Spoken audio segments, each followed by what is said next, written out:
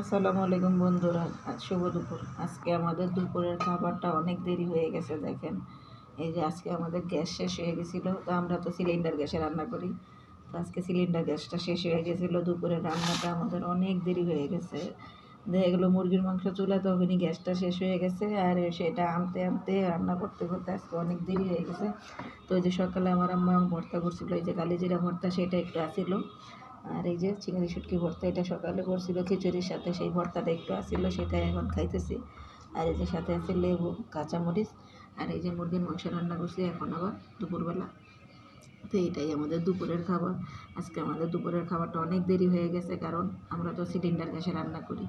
আমাদের সিলিন্ডার গ্যাসটা আজকে শেষ হয়ে গেছিলো, তো সেটা আনতে আনতে অনেক দেরি হয়ে গেছিলো।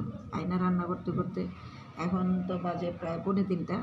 তো এই খাইতে খাইতে এই যে 4টা বেজে যাবে। তো এটাই ছিল আজকে আমাদের দুপুরের খাবার বন্ধুরা। সবাই ভালো থাকবেন, সুস্থ থাকবেন। আল্লাহ হাফেজ।